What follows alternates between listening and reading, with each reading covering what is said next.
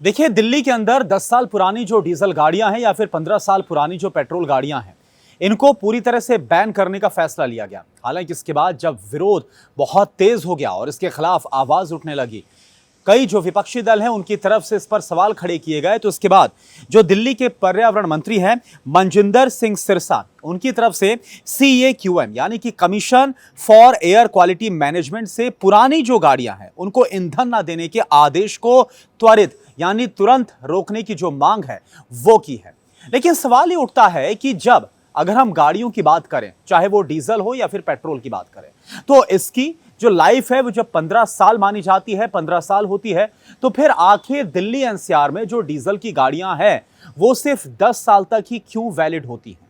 दरअसल आपको ये बता दूं कि साल 2015 में NGT की तरफ से एक फैसला सामने आया था और ये फैसला प्रदूषण जो लगातार बढ़ रहा था और जो डीजल की गाड़ियां पॉल्यूशन फैलाती है, एयर पॉल्यूशन जो होता है उनसे, जो धुआं उनसे निकलता है, उसके आधार पर, तमाम स्टडीज के आधार पर NGT की तरफ से 2015 में यह फैसला लिया गया था कि जो डीजल की गाड़ियां हैं वो दिल्ली और NCR यानी कि दिल्ली और NCR की जो पूरा क्षेत्र है, जो शहर है, वहां पर 10 साल तक वैलिड होगी और पेट्रोल की गाड़ियां 15 साल तक वैलिड रहेगी। लेकिन अब जिस तरह से CAQM की तरफ से फैसला सामने आया और इसमें यह कहा गया कि 10 साल या इससे ज्यादा जो पुरानी डीजल की गाड़ियां हैं या फिर 15 साल या फिर इससे पुरानी पेट्रोल की गाड़ियां, उनको ना तो पेट्रोल दिया जाएगा ना डीजल दिया जाएगा, बल्कि अगर उन्हें कहीं पर भी सड़क पर दौड़ता हुआ पाया गया, सड़क पर चलता हुआ उन्हें देखा गया, तो इसके बाद इनको सीज कर दिया जाएगा। खैर, अभी एक राहत की खबर जरूर है कि इस फैसले को तुरंत रोकने की मांग की गई है। सिरसा की तरफ से यह कहा गया है कि